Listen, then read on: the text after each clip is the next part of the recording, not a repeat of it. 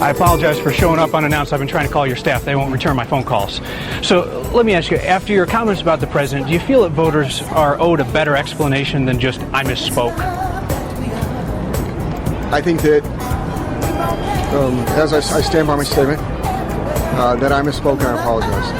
Okay, and who are you apologizing to? You know, I stand by my statement that I misspoke and I apologize. I apologize. We talk to you all the time. You're a very forthcoming guy. Who's telling you not to talk and to handle it like this? I stand by my statement that I wrote, that you have, and I misspoke and I apologize. Was it that you thought it would go over well in Elbert County where folks are very conservative and you'd never say something like that in the suburbs? I stand by my statement that I misspoke and I apologize. Is there anything that I can ask you that you'll answer differently? You know, I stand by my statement that I misspoke and I apologize. Thank you, Congressman. Thank you.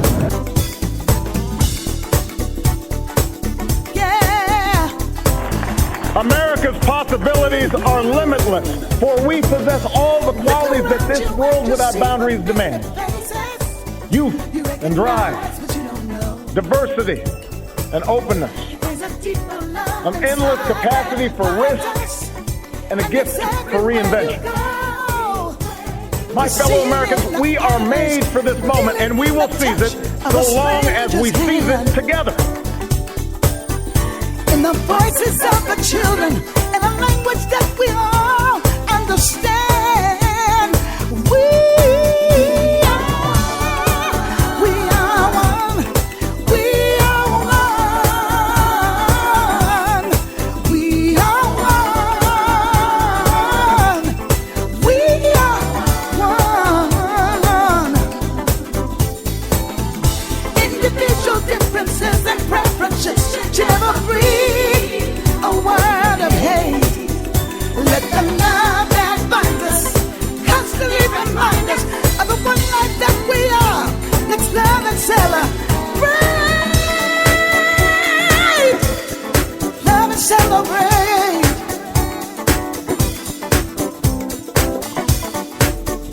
Oh yeah, yeah, yeah. We are, yeah. And we all share the air that we breathe.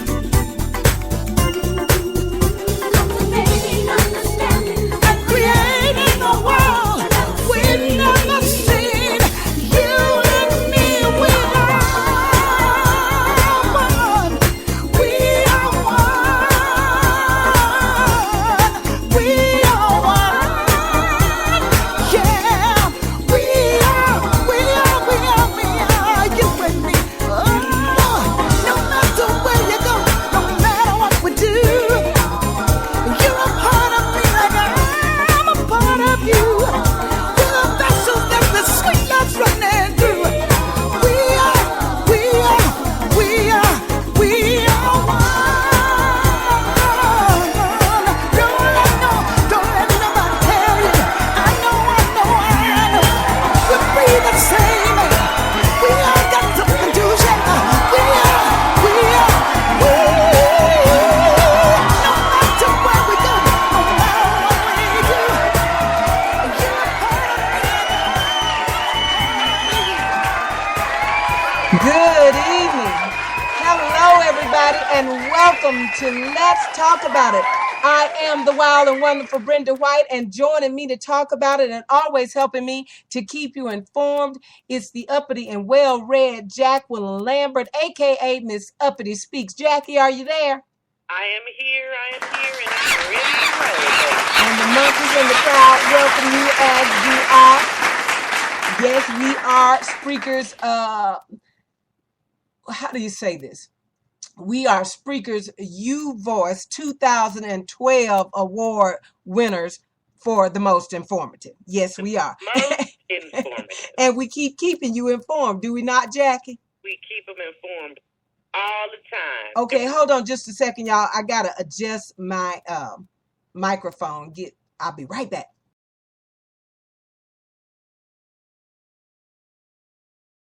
Okay, sorry for that 3 seconds of silence, but you didn't want to hear the as I redid my mic on my head. Okay, so Jackie, we're here, we're ready to talk about it, and we've got plenty to talk about. But first, let me tell the audience what the subject is tonight. Mm-hmm. And first, let me also say that y'all know that I ain't do it. Yes, you did. It's not my fault.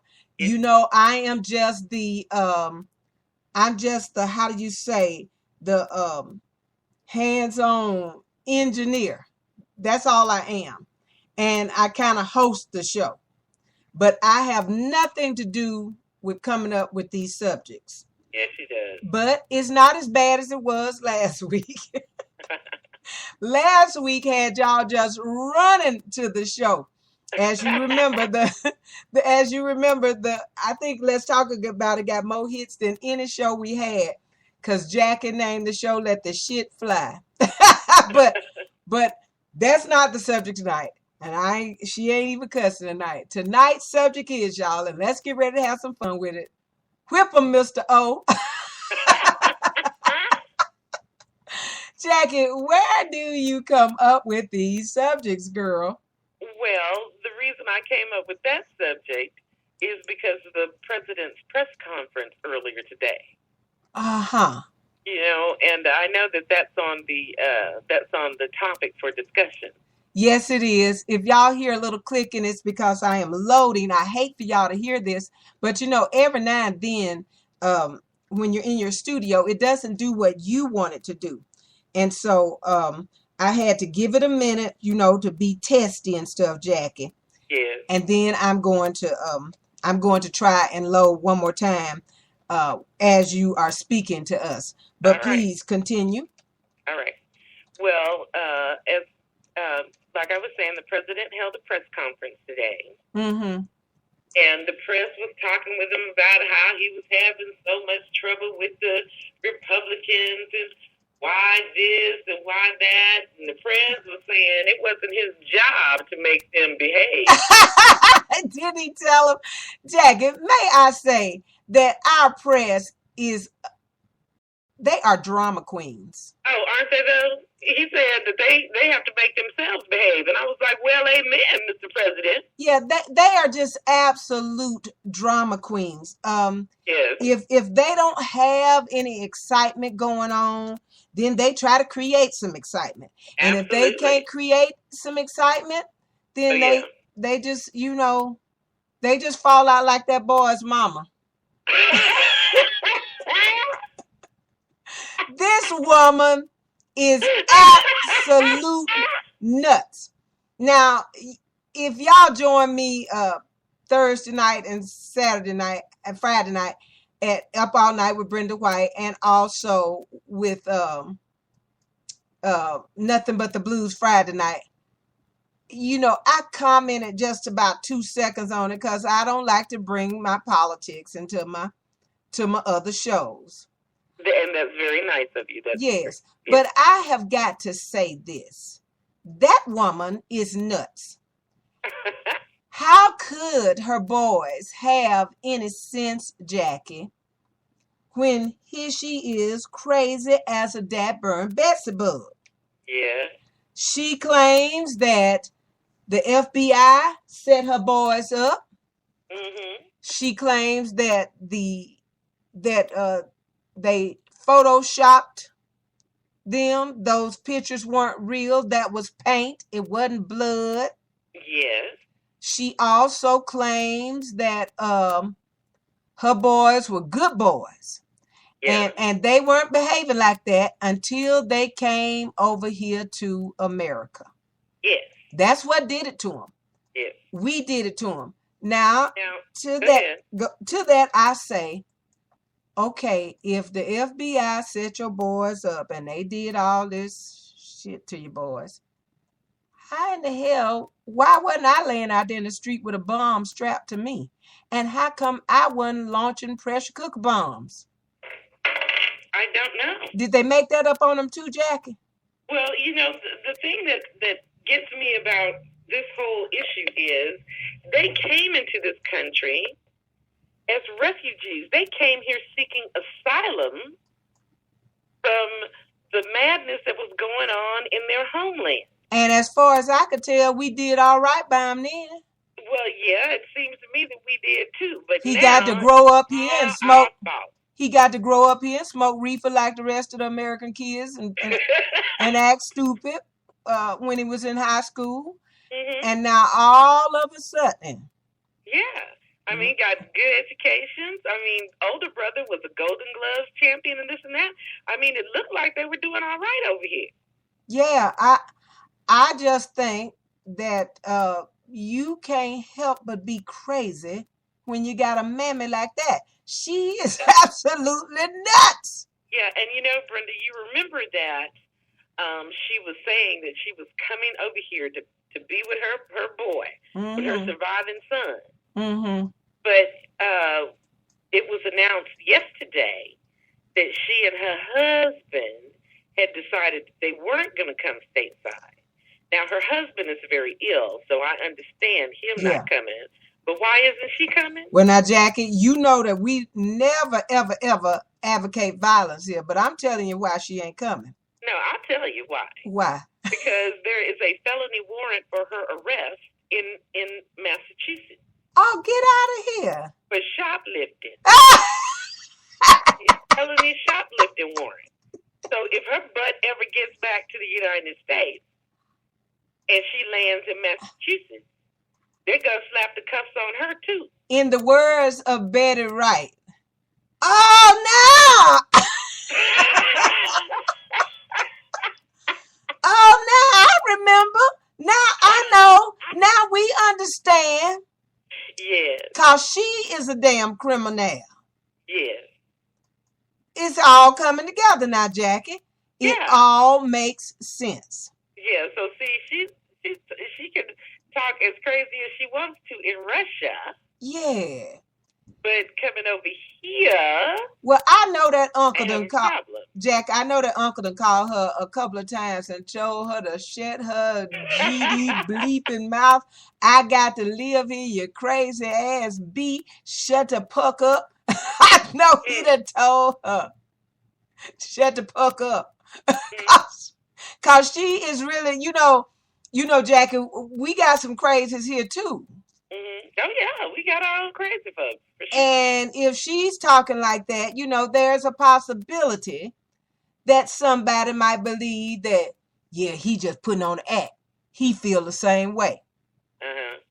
And she could cause something to happen to her brother-in-law. And maybe she doesn't give a darn. But now you just painted the whole picture. Oh yeah. It's absolutely beautiful. I get it. Yeah, there you go. I understand everything. Everything is so very clear now. Uh-huh. Well, a lot of these things do turn out to be pretty simple. Yes, they do. And I just hate to see the 19-year-old. I know Rush Limbaugh compares the young one dying to Trayvon Martin. They painted him. Brenda, please. Oh, I'm sorry. That's right. I had forgotten about that. It was so disgusting. This is news, Jack, and we have to report. I just deleted that from my brain, but go ahead. Yeah. He compared this young man, 19 years old, whether he is a young man with a bomb, a young man that helped to injure and kill other people, he was still a young man. Those are facts. Yes. That's a fact. This young man, and I'm going to say this, he was a handsome boy. He was a handsome child. Yes. And he wasn't nothing but a 19-year-old little shit. That's all he was. And yeah, you're talking about the young man they have in custody. The young man they have in custody. Okay. And Rush Limbaugh says that we painted him to be like Trayvon Martin, young, good looking, handsome, and he didn't look like he had horns on his head. Brenda, Trayvon Martin was not committing any terrorist act. Well, now we know how Rush feels about Trayvon Martin. That he was young, handsome, good looking. Painted him to look, but he was not committing any crime. Painted him to look like Trayvon Martin, young, handsome, intelligent, going to school. you're right, Rush. Trayvon Martin was all of that with his future ahead of him until this fool killed him for nothing. That's right. You are and absolutely... Speaking of the fool, I have to just interject here very quickly a bit of George Zimmerman news. Oh, yes? That apparently Mr. Zimmerman and his attorney have decided to skip their stand your ground hearing. Get out. Say it ain't so. Yeah, that's what I read. Really? Yeah. Well, I heard that was before the judge yesterday, but I did not hear what the results were. I did not hear that he had decided to squash that BS. Yeah.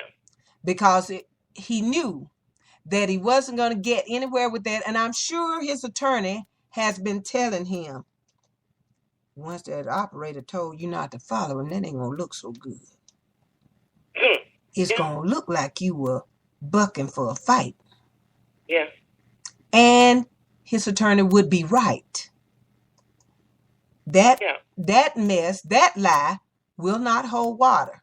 No, it won't. But let me just give you what's on the news feed about this. Okay, please do. A Florida judge questioned George Zimmerman today on his decision to waive a hearing under the state Stand Your Ground law, which means that he is likely heading for a trial this summer in the shooting death of unarmed teenager Trayvon Martin. Mm-hmm. The pretrial Stand Your Ground hearing would have given the judge the discretion to free Zimmerman, eliminating the need for a trial. But the validity of a Stand Your Ground defense would be determined solely by a judge. Zimmerman's defense team has decided to put their case before an entire jury.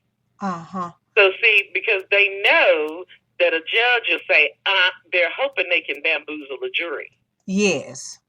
And they know a judge is going to say, well, the 911 operator told you not to follow her. Yes. Follow him. Yes. But you did anyway. Yes. He didn't have a gun. Right. So why were you chasing after him? And I will say it today. I've said it before, and I'll say it until I go to my grave. Mm-hmm. He just wanted to kill a Negro.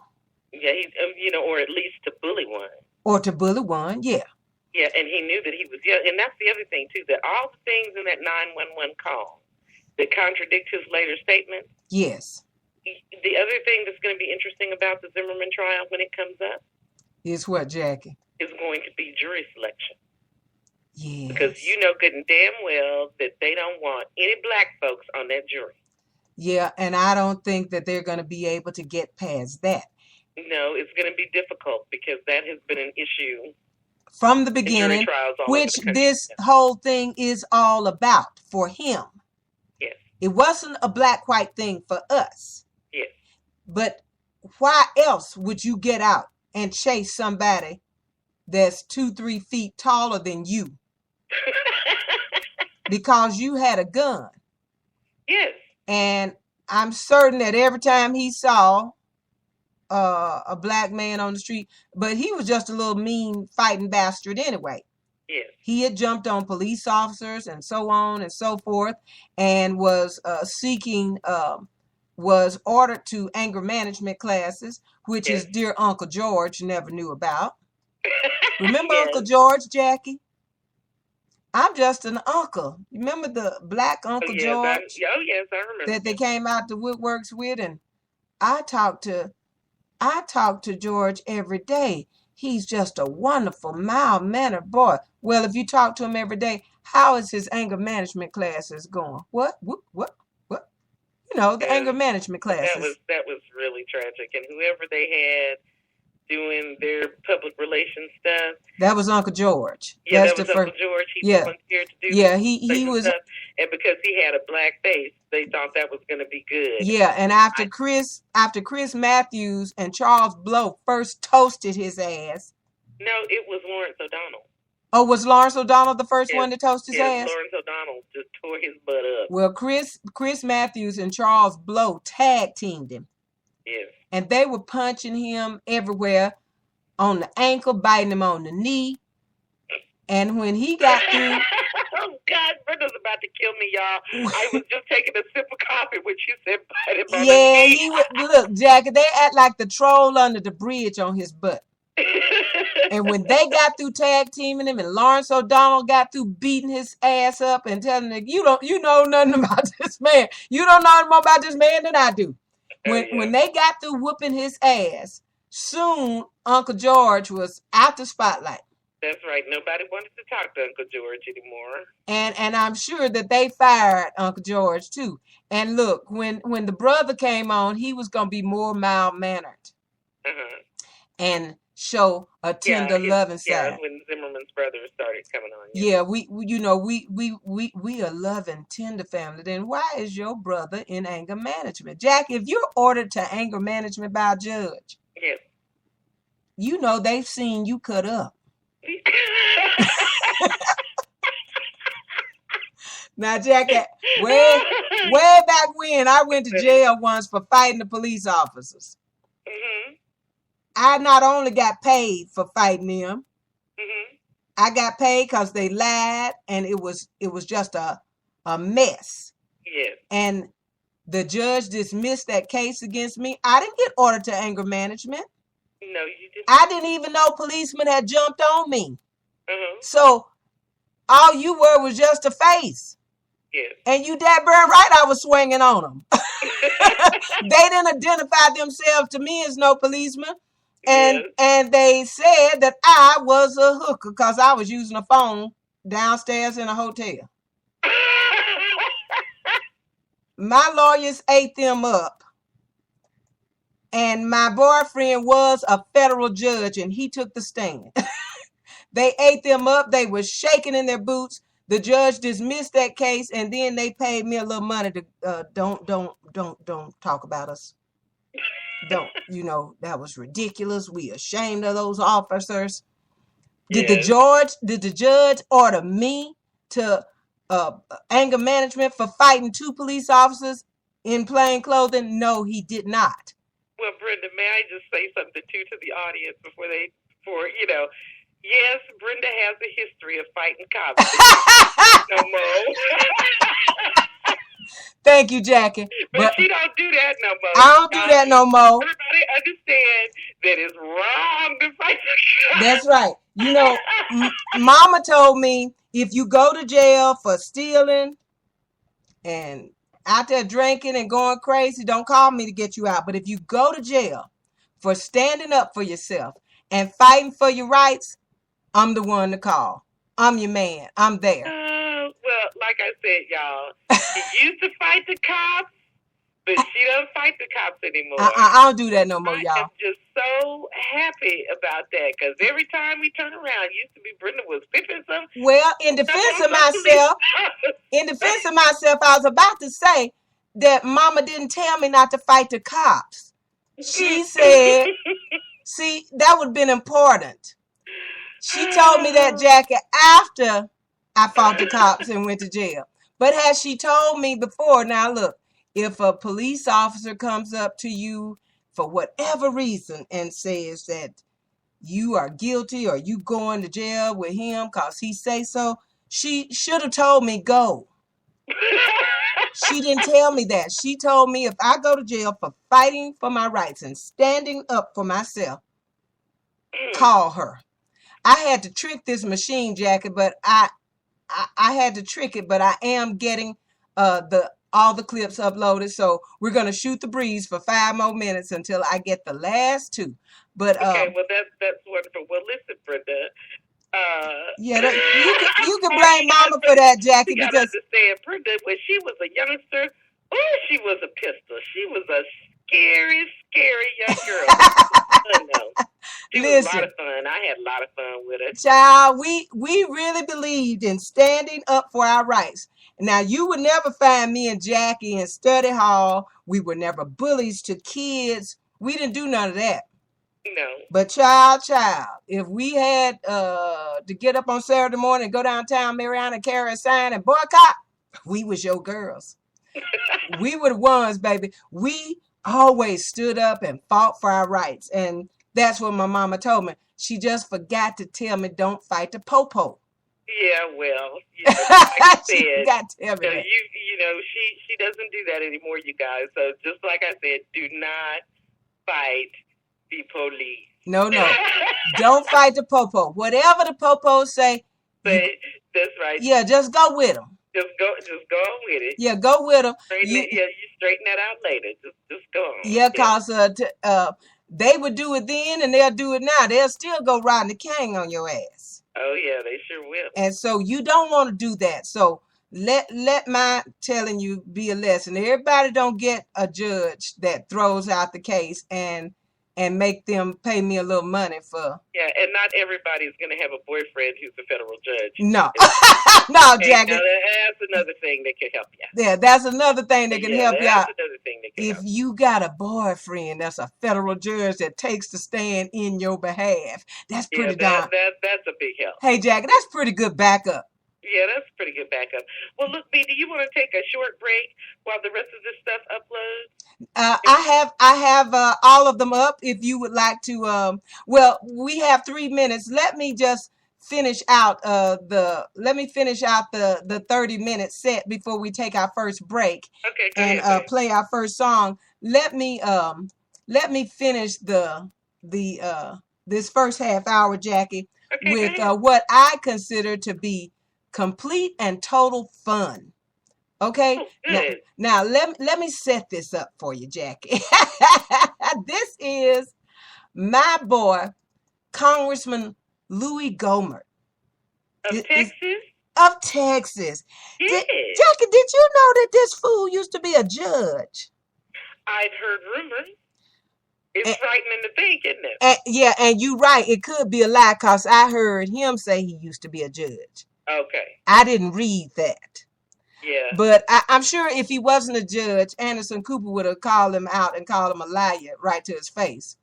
But I wanted so badly to play the one where it says where it says Congressman Louis Gohmert goes berserk on Anderson Cooper. But that was almost 7 minutes long, and I couldn't play that one. Okay. But I have the one from the Young Turk. What's his name, Jackie? It's Jake Uger. Yes, Jake Uger. Y'all remember the Young Turk used to have a show about 4 or 5 o'clock on MSNBC. Well, he's on. I don't know where he broadcasts from now, but he still has a little. He's still on Current TV. Current TV. So I still find his clips online. Oh yeah. And I still love him. He cracks me up. And so he got Congressman Gohmert telling one of his whoppers. Okay, y'all. So take a listen. This is going to be funny. One of my favorite congressmen is Louis Gohmert. Not because he's a good guy, but because he is hilarious. He's always makes for good entertainment because he is simply the dumbest congressman of my lifetime. Now, that's such a strong statement because there's been so many dumb congressmen, and among the Republicans, pick them, right? Well, I picked this guy. Now, why? Because he's not a regular brand of dumb. I mean, he has got the most imaginative, fascinating conspiracy theories you have ever heard. He's one of the 5 goofballs who sent that letter saying, "We believe the Muslim Brotherhood has infiltrated the federal government." You don't say. Have they? Wow, that is very interesting. Michelle Bachmann, of course, was one of those goofballs. But Louis Gohmert thinks, I'm not going to get outdone by Michelle Bachmann, okay? Not while Gohmert's in town. So he goes on Frank Gaffney's insane radio program. Frank Gaffney is the guy who hates Muslims and comes up with every conspiracy theory about how Muslims are secretly taking over the country. I know. Watch out, Oklahoma. Muslims have almost taken over. Anyway, Gohmert goes on there, and he's got a new theory. Let's listen in. Muslim Brotherhood associated individuals who are serving in or advising the Obama administration. Do you feel that that issue should be raised anew and much more aggressively as Congress looks into the fiasco in Benghazi and now more recently in Egypt? Yeah, absolutely. I think it almost makes a prima facie case when you look at the decisions made by this administration over the last couple of years. The only way you could explain the horrendous decisions that were so completely wrong-headed would be if this administration had a bunch of Muslim Brotherhood members giving them giving them advice. Oh, okay. Well, then obviously the only possible explanation for what's happening inside the White House is that the White House is taking orders from the Muslim Brotherhood. Or at least advice. Let's be fair to Louis. By the way, he looks like a goofball, doesn't he? He's like, I got a great idea. All right, Louis, tell me more about this fascinating theory you have. And this administration really embraced throwing out Mubarak. Yes, do it by all means.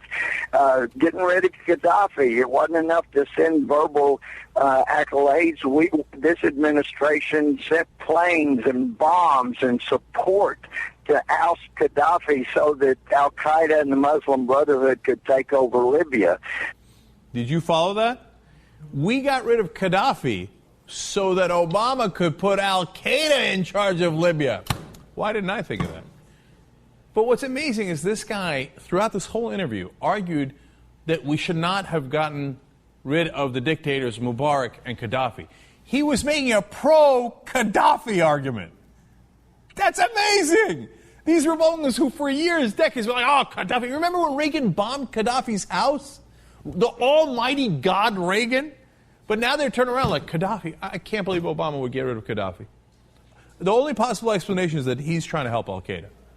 Later in the interview, he also, once again, brought up the Ottoman Empire theory. That Obama is trying to reconstitute the Ottoman Empire. All right, one last thing about that. You know, all those countries that Gohmert is referring to won their independence during the Arab Spring, Egypt, Libya, Tunisia, etc. They also won their independence from the Ottoman Empire. So why would they want to reconstitute an empire that they were fighting against? If you told Gohmert that, there's some chance his bald head would explode. Well, you see...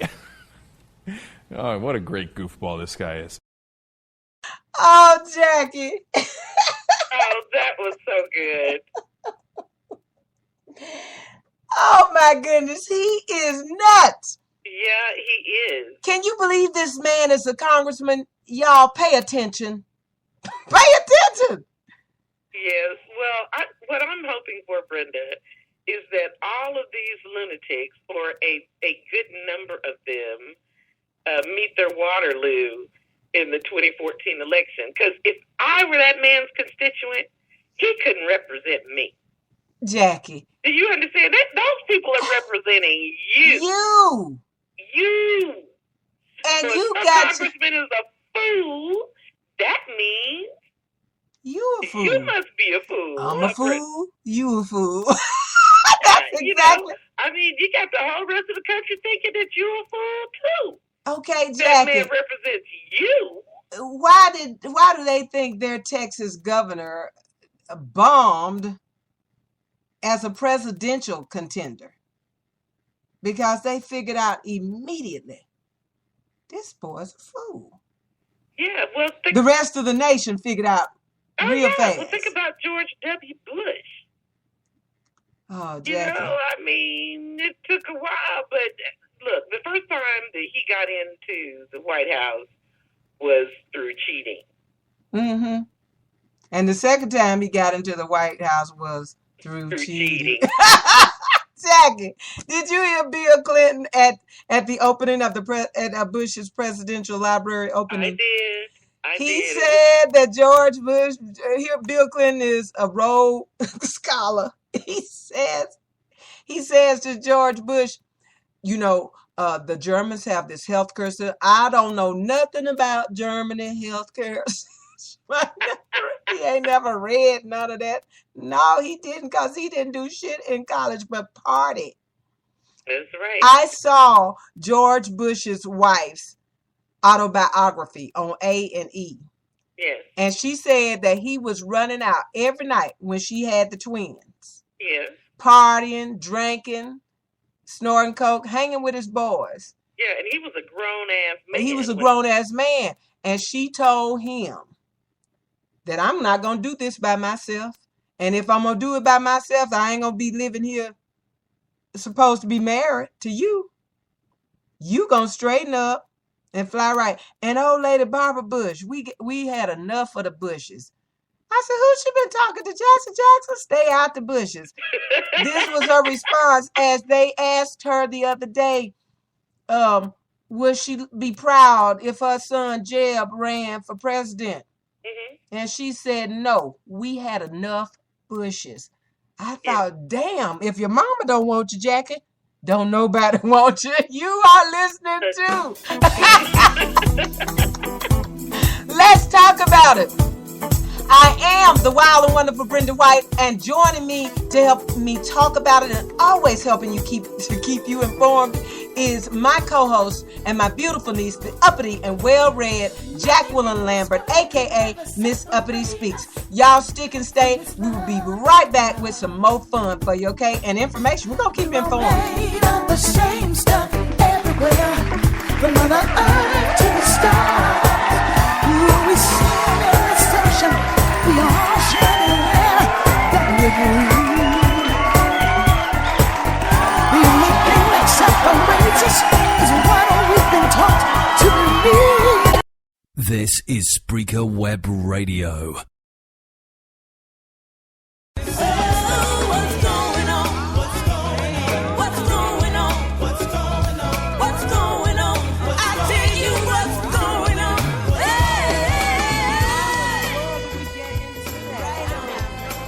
Hey y'all, it's your girl Brenda Pearl, aka the wild and wonderful Brenda White, and I want to shed a little light for you about what's going on at Spreaker.com tonight. And what's going on is the triple threat in full effect, beginning with Dave the Rave Capers and that wild train ride called the Razor Blade Express from 6 until 9 p.m. And then from 9 until 1 a.m., it's Up All Night with Brenda White for the very best in jazz, R&B, soul, smooth hip-hop. And just to make you jump, I'm gonna sling some funk all upside your head. And if I am not able to please, then from 1 until 3 a.m., DJ Tony Sunshine, the Love Doctor, will supply your every need. So get ready for Spreaker's Thursday night triple threat in full effect, and we'll see you in the chat room right here at Spreaker.com. All times Eastern.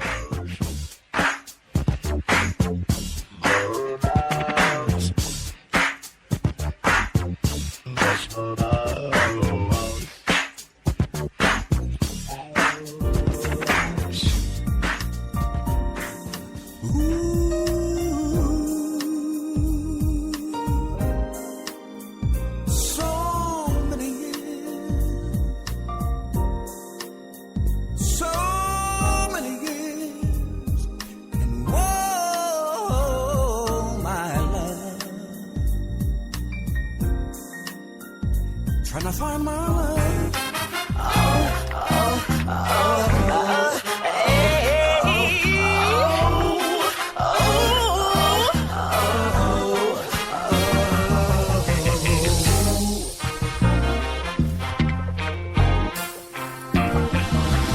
If the music makes you move and you can dig the groove, then move on.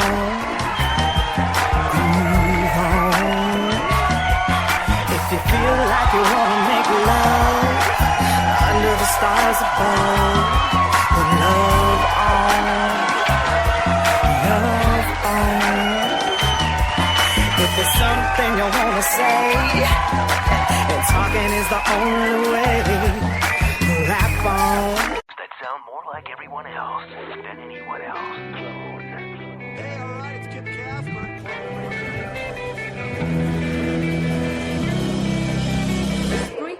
The website which turns anyone into a radio DJ. Log on to Spreaker.com for listening to thousands of radio channels and start creating your own radio today. Okay, y'all. We are back. You're listening to Let's Talk About It. I'm the Wild and Wonderful, and on the line, you got my baby, the well-read uppity Miss and uppity Jacqueline Lambert, aka Miss Uppity Speaks. Jackie, let's get to it now. Presidential press conference. What do you want to talk about that? Well, I just wanted to let everyone know, and you can find this on the whitehouse.gov website or in a lot of other places around the internet, that the president did have a press conference today marking the 100th day of his second term. Mm-hmm. And so he talked to the press for about 50 minutes, and they talked about a whole lot of different things. One of the things that he talked about at length today was this business about Syria using chemical weapons. Oh, yes. Now, and not wanting to repeat a George Bush administration. Yeah, because if you think about it, okay, John McCain and his mini-me, yes, the Lindsey Graham. Yeah, little Lindsey, that's our boy. Yes, they've been all over the TV talking about how we need to send cruise missiles and Predator drones. Now, I have to give it to them. AKA start a war. In truth. AKA start another war. That's what they're talking about. They're talking about us being involved in another war, yes. Yes, okay. Now, neither one of them has said that we need to send troops. Uh-huh. Because they know that that's all the way out of bounds. Uh-huh. That nobody has the appetite for that. But they're trying to beat those war drums again, just like they did with Iraq. Mm-hmm. And what the president said about that is that simply that they've got to be sure of the facts before they do anything, which is 100% true. Because I listened to a weapons expert on National Public Radio last week talk about this. Mm-hmm. And one of the things that he said about these reports of the Syrians using chemical weapons is that the death toll was not, he said that the reports were that 12 to 15 people were killed by these chemical weapons. Uh-huh. He said that doesn't track. He said because chemical weapons kill tens of thousands of people, not a dozen people. Yeah. And he was also saying that the Syrians use tear gas a lot. And he was talking about how sometimes tear gas can get super concentrated, and it can kill somebody if they get a good enough whiff of it. So he said, are we going to go to war because a dozen people died from overexposure to tear gas? Okay. That's what we're going to do? And he brought up some really interesting points. And the people who know about these things, who study chemical weapons and their effects and the different kinds of toxins that are used in chemical weapons, those are the people who are not convinced. Uh-huh. And Jackie, you know, they ought to be proud of this president for learning from George Bush and saying, no, I'm going to wait and make sure. I'm going to listen to the people that work for me. Yes, and it's just not that, Brenda. It is also, there were a couple of things about this that really bothered me. What's that, Jackie? The French and the English were the first people to come up. The French, the English, and the Israelis were the first countries to come up with this. Oh, they used chemical weapons.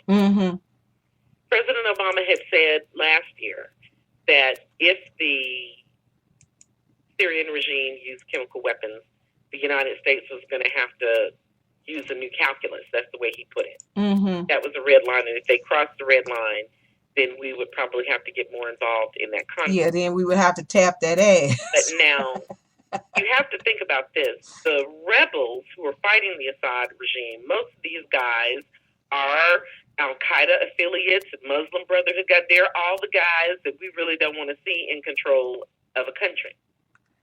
Jackie. And let me finish. And what is the best way to get rid of a dictator? The United States military. Yes. That's the best way. And so what I'm concerned about, just out here in the cheek seats looking, is I'm concerned that someone is playing some games to try and get us to get in the middle of this. Yeah, Jackie, and you know what? I don't put it past these Republicans to do anything.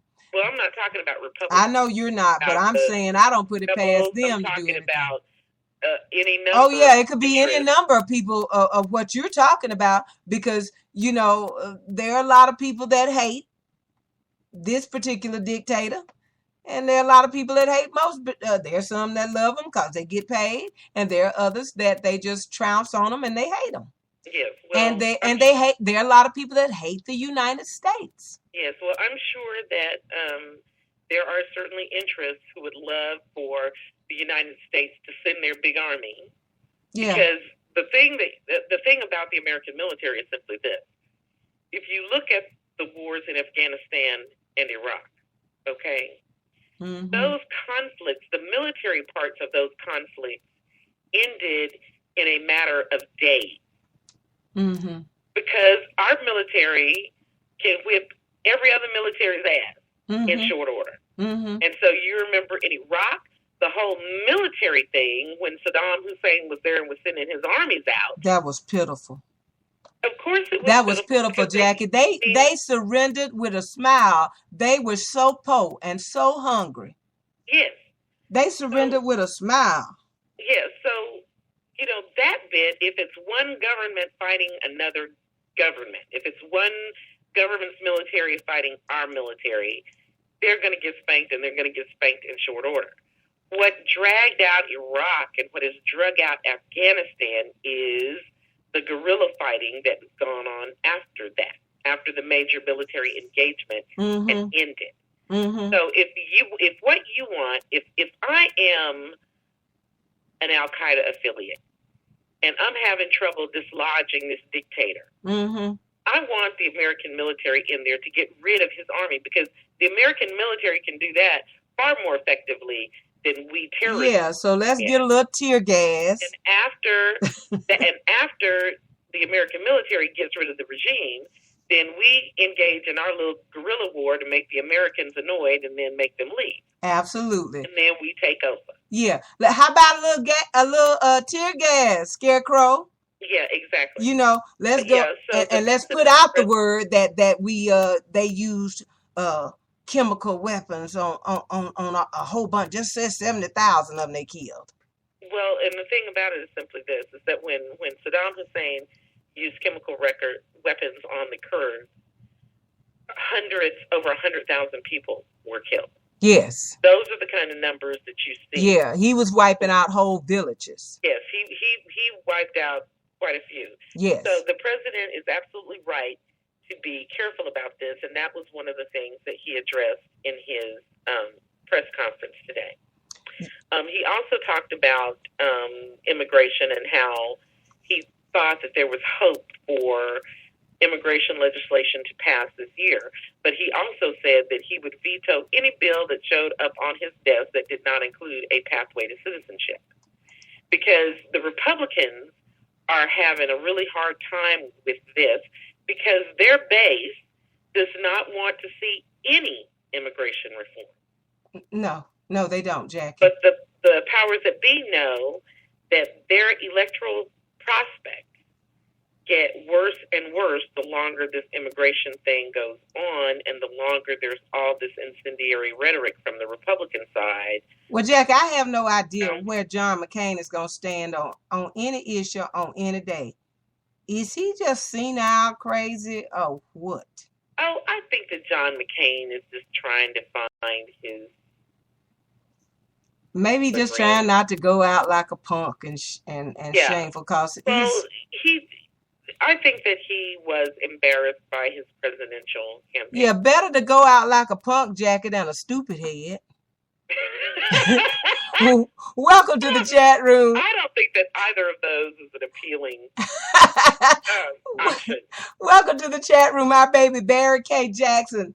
Y'all, as we announced that Barry was going to join the team April the 2nd, then Jackie and I had some scheduling problems and we had to move the show up so early. But we have worked it out, and Barry is going to be sending us his rant on Louis Gohmert or whoever he wants to rant on every week.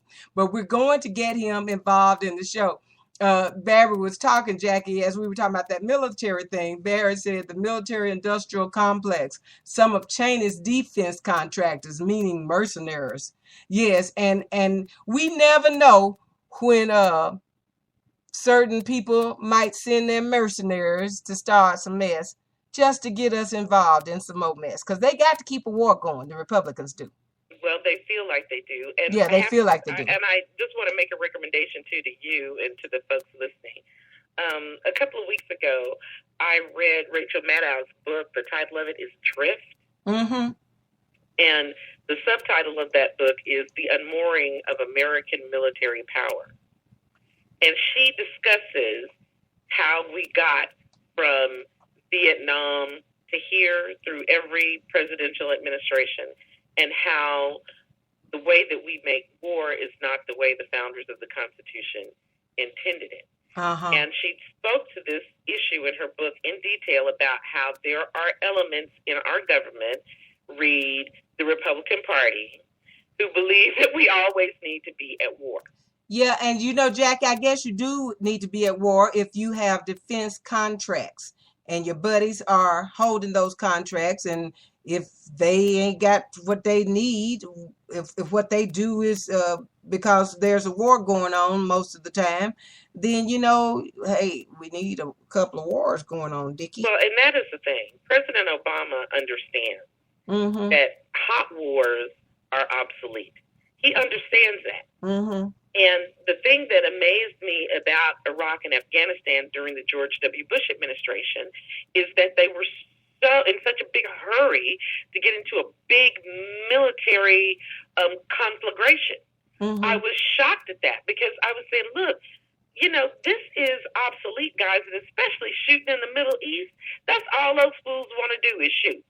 Jackie, you know, all they want to do. And they don't give a damn how many civilians get killed. No, it always seems to me, and maybe this is just me, but it always seems to me that when the Republicans are in the office versus the Democrats, when the Democrats are in, we always have more jobs. We are, you know, things kind of start flying for you smoothly. And then when the Republicans get in, it's always somebody trying to call for a damn war. Yes. I just don't understand it. But anyway, we have a clip of President Obama and his speech today as he talked about these four things that Jackie has been talking about. Congress should behave, the Syria issue. That's not, if you're talking about one of the clips that I sent you, that's not right. Oh, I'm sorry. I thought you had a clip of the president. I do have a clip of the president, but it's not about this press conference. It's not about, it's not a part of his speech that he made today. I'm sorry. No, it's not. It is the White House Correspondents' Dinner, which we're going to be talking about later. Oh, that was wonderful, wasn't it? Yes. My bad. I misunderstood you. So continue, Jackie, with, you were right down the line from immigration to sequester. We were just, the thing that you continue to hear, John McCain and his mini-me saying, I love that too, John McCain's mini-me. Yeah, I know I started calling him that, Jackie, but that's just what little Lindsey Graham looks like to me. Yeah, he is. But the thing that they continue to say is that we are at war, we are at war, we are at war.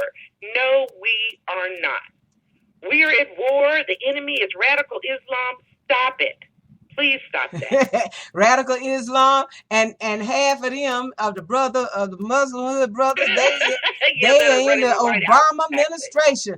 Jackie, I Barack lets this stuff roll off his shoulders, but can you just blatantly lie on a president like that?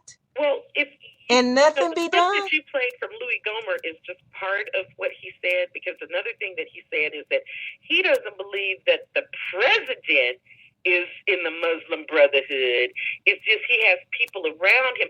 I was shocked to hear Gohmert moderate his comments when it came to President Obama. Yeah, so President Obama's administration, doesn't it consist predominantly of white men? Of course. And so, look,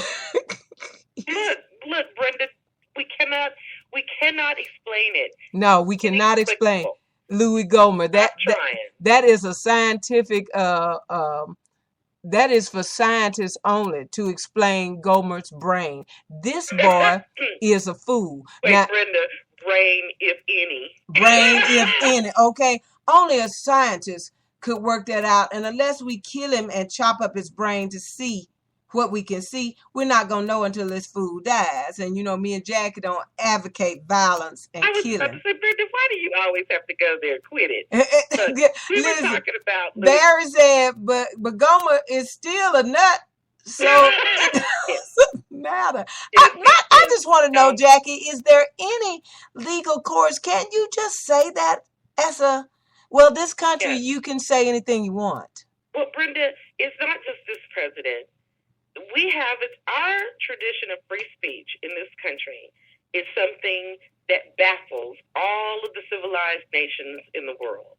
And the reason that I say that is because in virtually every industrialized country, there are laws on the books against hate speech and other things. Uh-huh. All right? In this country, anything you want to say pretty much is protected under the First Amendment. Even if you tell a flat-out lie. Very few instances where you can face legal trouble over what you say about, especially about a public figure. Now, a private figure, you have a little more leeway. Yeah, he couldn't say Jack and Morganfield is a hooker. Well, he could say that, but I could sue him. Yes, you could sue him as a So, you know, the president, he looks at them like the nuts that they are. Now, Barry Kay says, no, only a toy maker can analyze his brain. I don't even believe a toy maker can analyze Gomer's brain. That's it. But now, you played Louis Gohmert's clip. Yes, I did. And I would like for you to play a clip from a member of Congress who isn't a fool. Okay. Okay, and I have that's the Steny Hoyer clip where he is about. Let me just set this up. Okay. This week, Congress passed. Oh, I'm sorry, it was late last week, and I don't know why they keep doing this stuff on Fridays. They're trying to. You know why they do it on Friday? Under the radar. Yeah. Yeah, but and send it up to the White House. Go ahead and sign this, Mr. President, before anybody's looking. Well, as you know, the Republicans have been horrified by the delays at America's major airports over the last couple of weeks. Oh, yes. This is a direct result of the, quote, sequester, unquote, that they absolutely insisted upon. That Obama was fear-mongering. Yes. That ain't gonna happen. The thing that I loved about this, the thing that I loved best about this, is to hear the Republicans come back and say, nobody told us this was going to happen. They've been telling you fools since last year. And Obama has been standing before Mike saying it over and over. And you accused him. And I remember the president saying, and I don't have a clip on this. I remember the president saying this over and over, that you were going to see air traffic controllers laid off.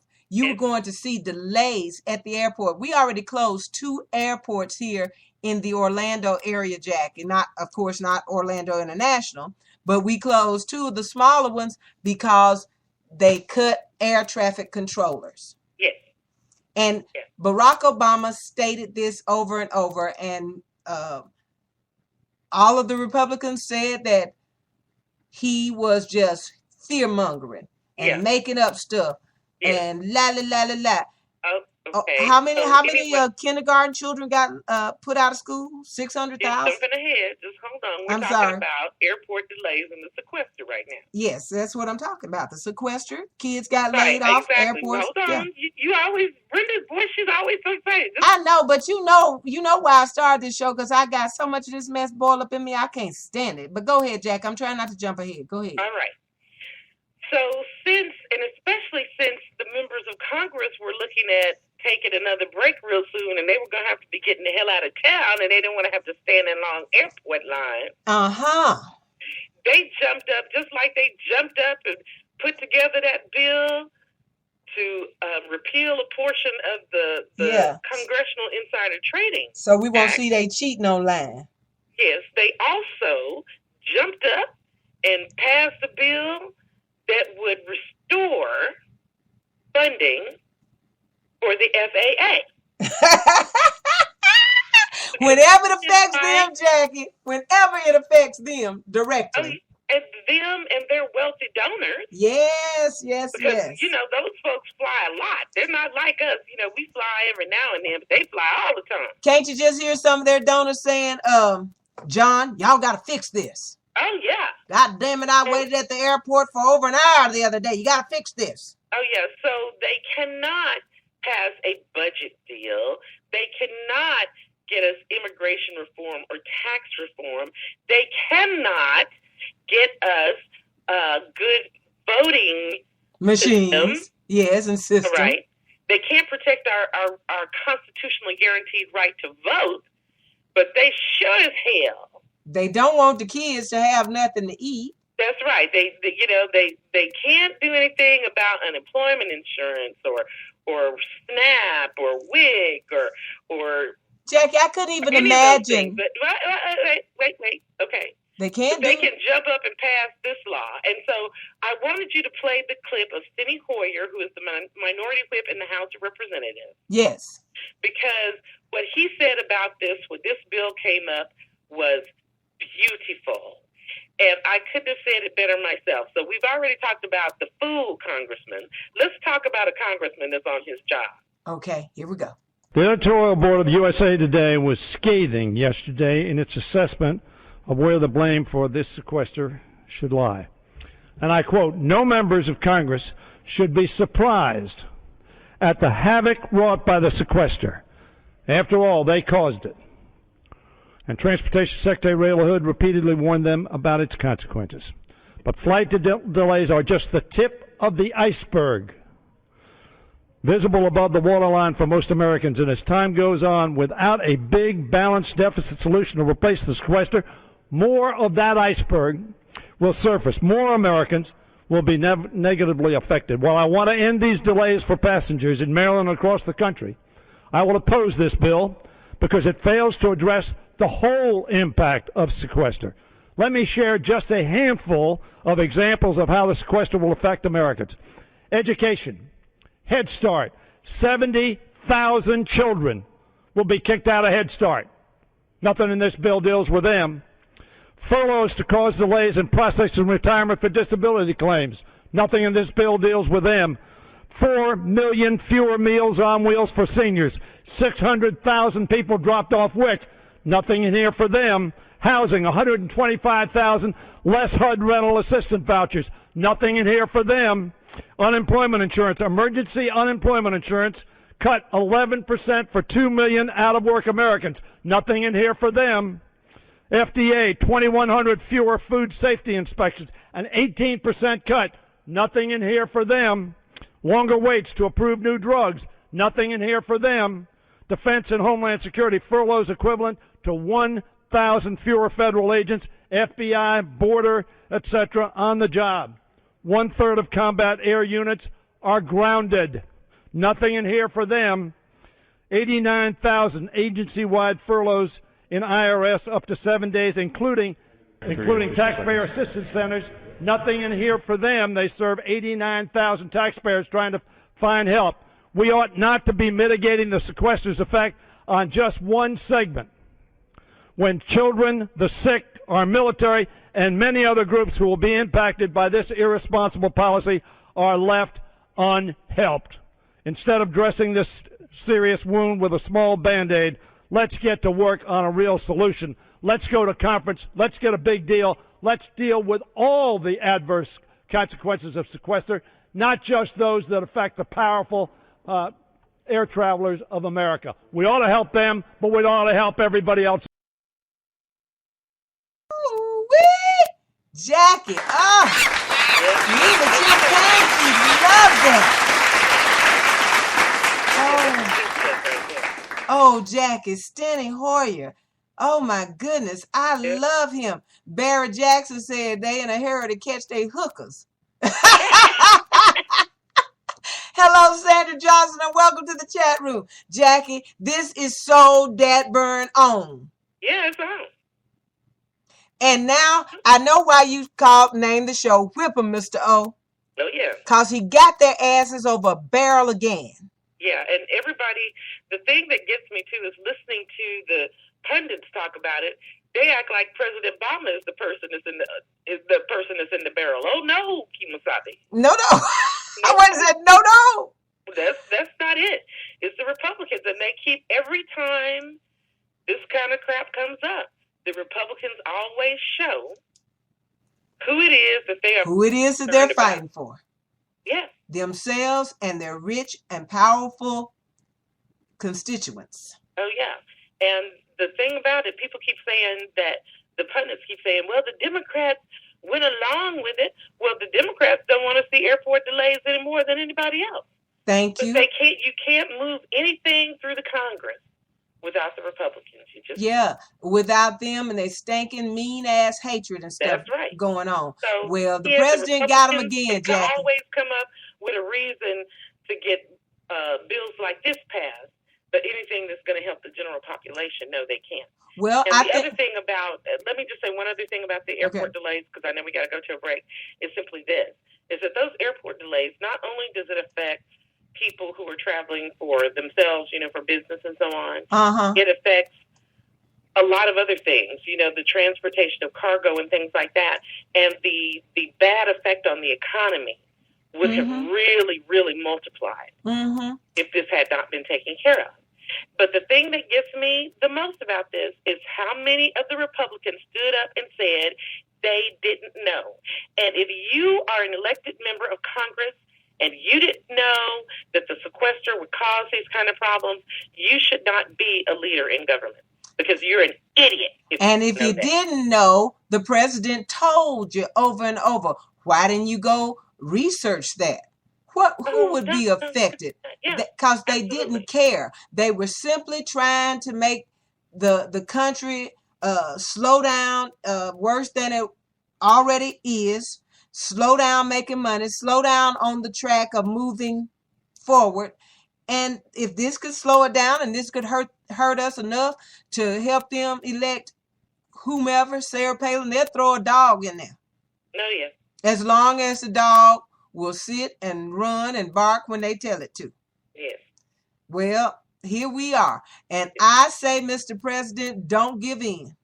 Yes. We got backup at the airport. Oh, we got backup. We got air traffic controllers laid off. Oh, well, we got air traffic controllers laid off. Now, I know that this hurts families, but in the end, it's already hurting them. And they did this mess.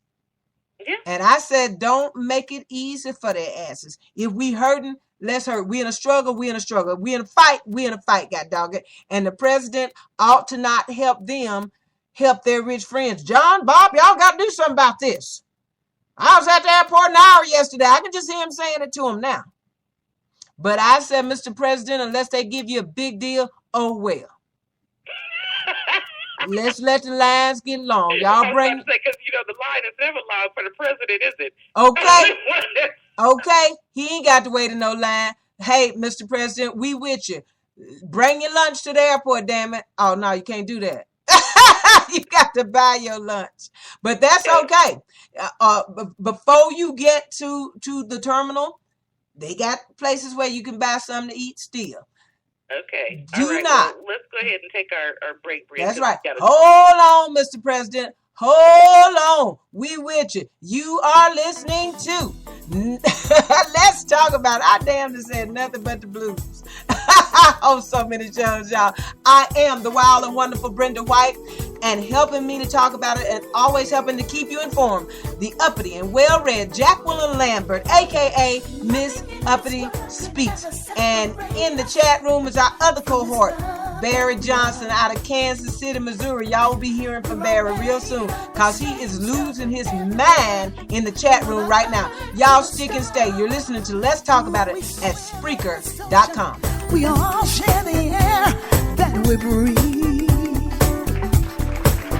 The only thing that separates us is what we've been taught to believe.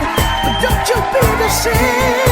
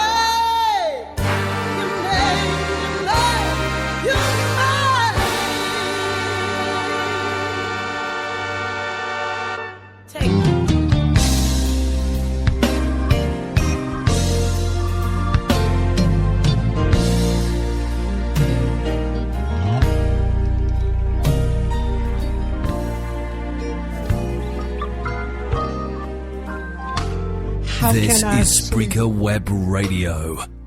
At night, That sound more like everyone else. when our children are dying, how Spreaker is the website which turns anyone into a radio DJ. Log on to Spreaker.com for listening to thousands of radio channels and start creating your own radio today.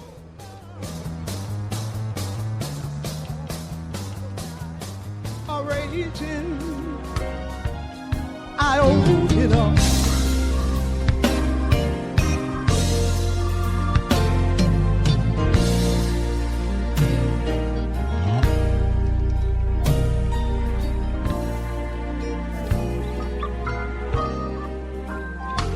How can I sleep at night when our children are dying? How can I have peace of mind when hunger has babies crying? How can I be so calm when the storms of life are raging? I owe it all. I owe it all. It's all because of the word of God.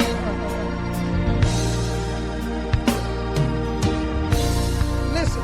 Hi, this is Brenda White of The Brenda White Shows right here at Spreaker.com, inviting you to join me every Monday night from 7 until 9 p.m. and every Wednesday night from 8 until 10 p.m. for words of inspiration and prayer from the altar with Pastor Mitty Collier. I promise you a shouting good time, and Pastor Collier will give us that much needed food for the soul, and then I will top that off with the best gospel music on the net. So join me every Monday from 7 until 9 and every Wednesday from 8 until 10 p.m. Eastern Time right here for words of inspiration and prayer from the altar with Pastor Mitty Collier at Spreaker.com. And I'll see you in the chat room.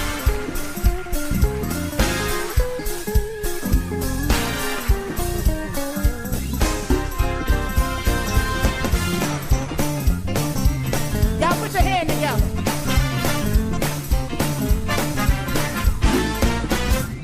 It's time. It's time. It's time. It's time. Oh, yeah. Can y'all tell I ran amok with my commercials? I'm sitting back here. I'm laughing. I put up one commercial and I'm wondering, where is my voice? And never mind. You know, sometimes when you're on TV and radio, things just get crazy, don't they? Okay, welcome back, y'all, to Let's Talk About It.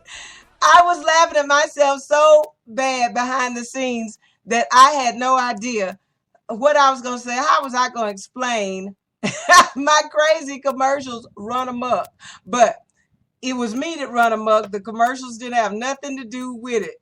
But anyway, welcome to the chat room. Jillian Anderson, Barry Jackson, Sandra Johnson, Love Muffin in Ohio, Jillian's in Australia, and part of our our hosting situation here. We have hosts that just don't show up sometimes. That's all. So, Jill, whenever you ready to show up or send your clip, we gonna keep you right here. You got Brenda, you got Jackie, you got Jill, and you got Barry, and that is the truth, y'all. It's just that me and Jackie are the only ones showing up right now. So, Jackie, we are back with Let's Talk About It, and you were raving about your Jon Stewart clip. Oh, yes, I most certainly was.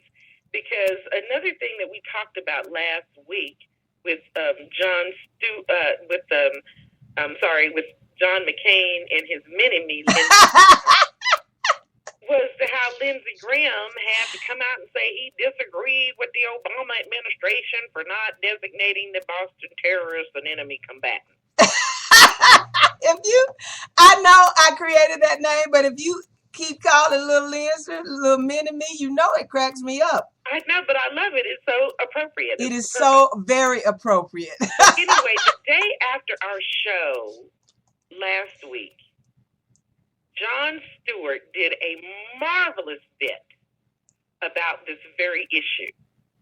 And what he did was he used the folks at Fox News, who, Fox News, they were talking about shipping the boy off to Guantanamo. Mm-hmm. Shipping an American citizen off to Guantanamo. And so he did a marvelous bit about that. And I just really wanted you to play it because it is just too funny. Okay, I'm going to play it right now. But Jackie, I want to tell the chat room right now, I'm not going to look at the chat because they're going crazy. As I came back on, Jackie, on the air and laughing at myself and my commercial playing. Mm-hmm. Barry Johnson wrote it was a government plot. Look, I wish I had the balls. I love that, Barry. I love him so much. I know. I wish I had the balls of Louie Gohmert to blame the government for my bungling up my commercials behind the scene. But it wasn't. But here we go with that crazy-ass Jon Stewart. But we begin tonight with a celebration of what makes America the home of the brave and the land of the awesome, and why our enemies don't get it. Hey, the Constitution founded our great country. The American Constitution, the blueprints for our way of life. I really worry if we have lost an understanding of our Constitution, our founding principles, an understanding of what makes us strong. They hate our freedom. They hate our way of life. They hate who we are. They hate our liberty. It is like we are the Anne Hathaway of countries.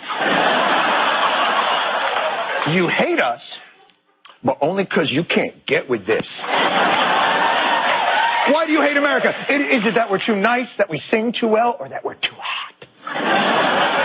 And that's why how we handle Boston Marathon bombing suspect Dzhokhar Tsarnaev is so important. For the strength of our system lies in how durable it is, even for our most heinous citizens. I'm a little bit concerned because now he's got his Miranda rights, the right to remain silent. Miranda is the guy or not? I don't understand the point. First thing we're going to tell him is you have the right to remain silent. Fantastic. So the bombs that could be exploding and the pots that could be unfolding, we can't ask him. Okay, first of all, not reading someone their Miranda rights doesn't mean they don't have their Miranda rights. You have Miranda rights under the Constitution. You don't have to say them out loud for them to become real. You're thinking of Beetlejuice. Now, the only reason you have to read them is so that whatever the suspect has done or whatever they do say is admissible at their trial. It's another hallmark of our constitutionally guaranteed right to due process.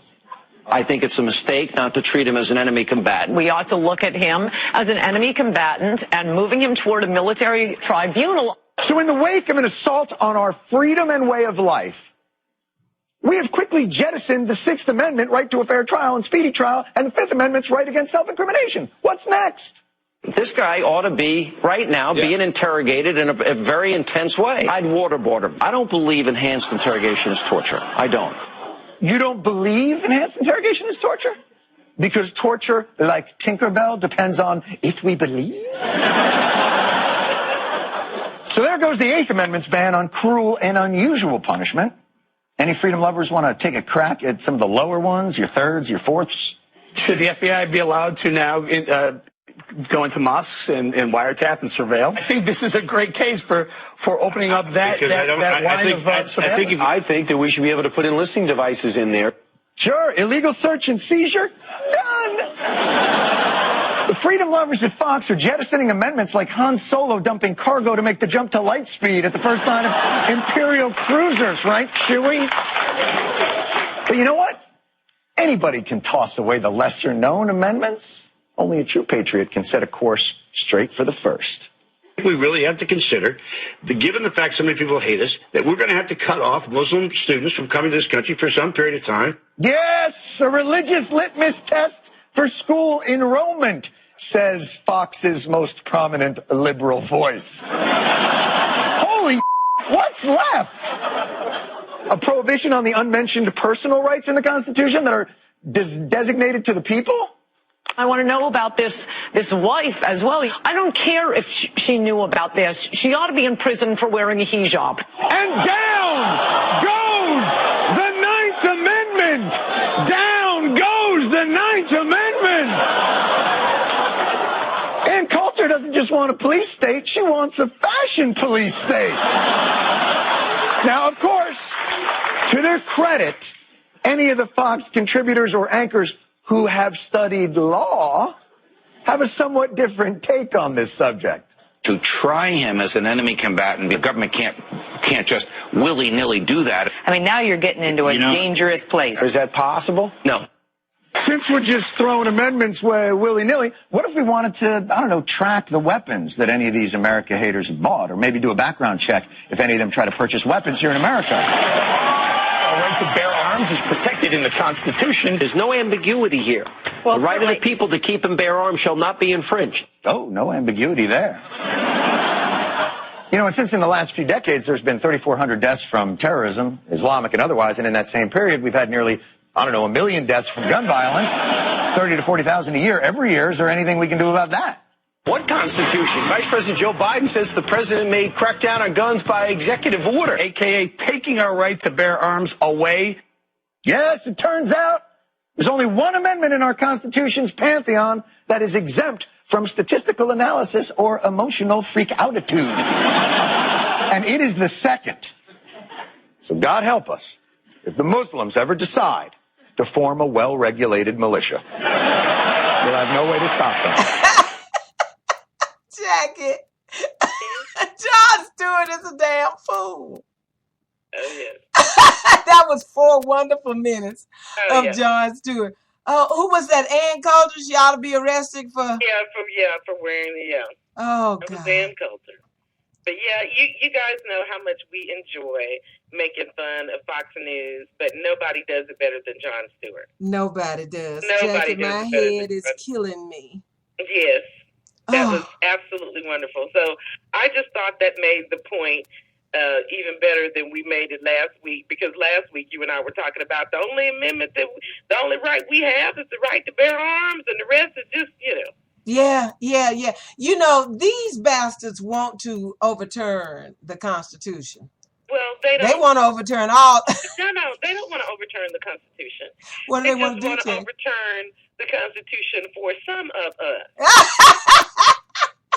Yeah. Okay. For the little brown ones. Exactly. For some of us.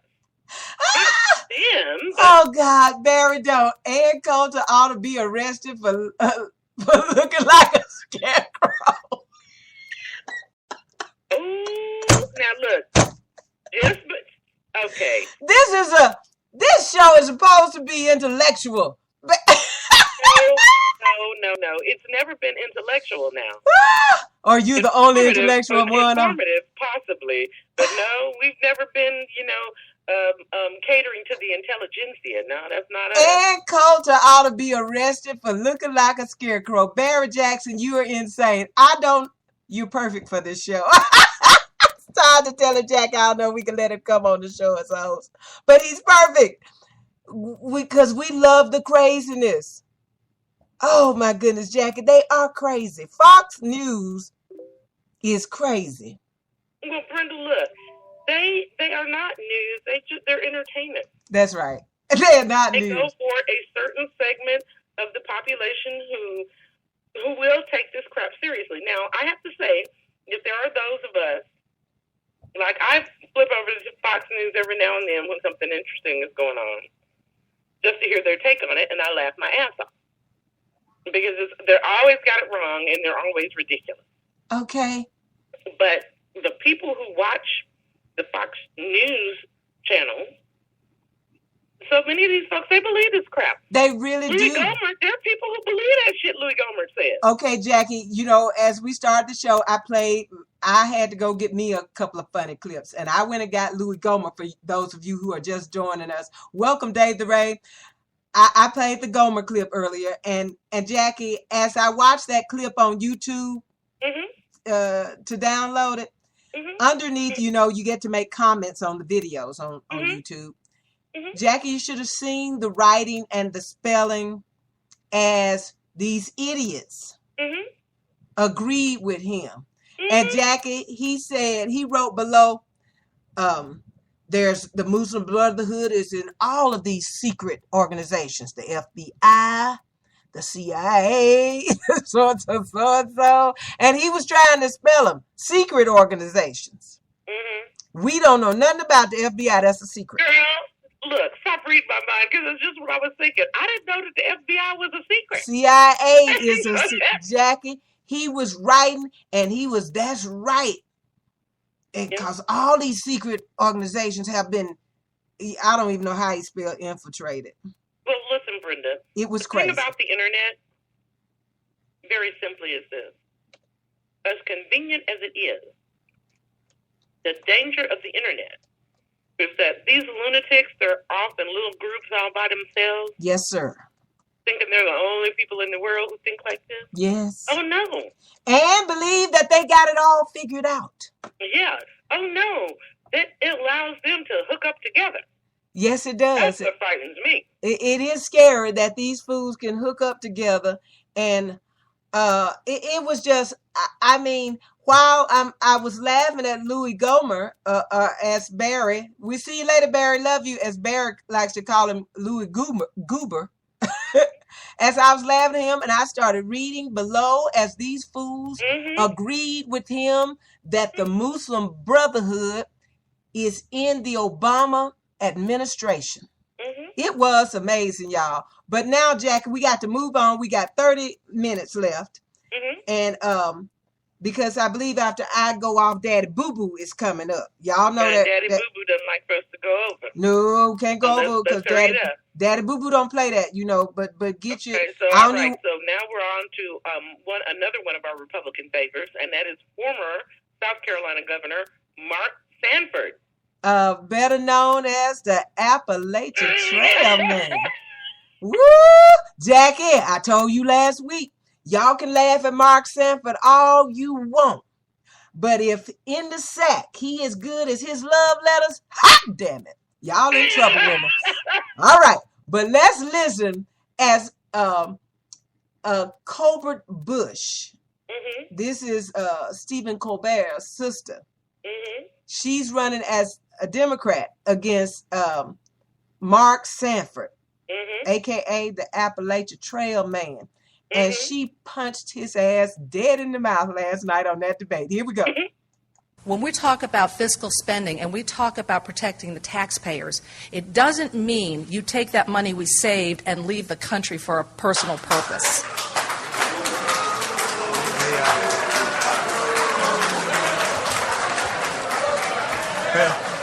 Everybody needs a little.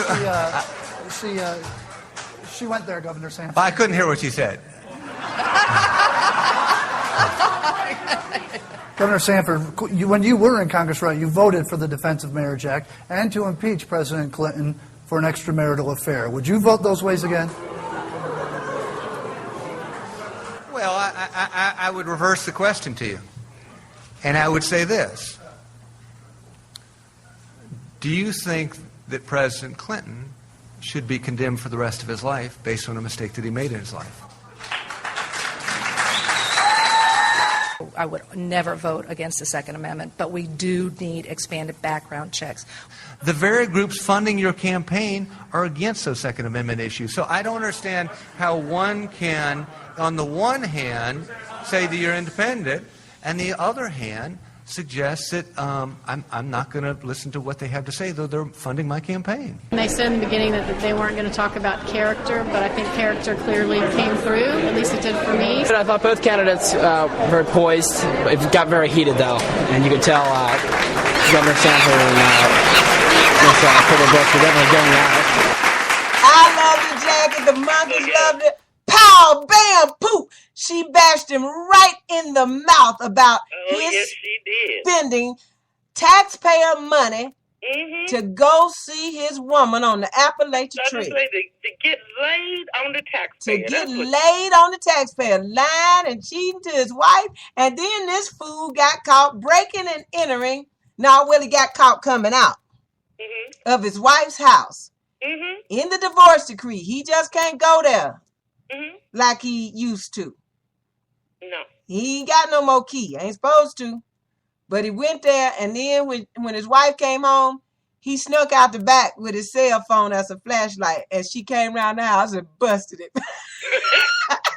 And then here this woman, Colbert Bush, she hit him dead in the mouth as she very quietly, in a very astute way, reminded him of his, not only is he a liar and cheater to his wife, but he lied and cheated the taxpayers.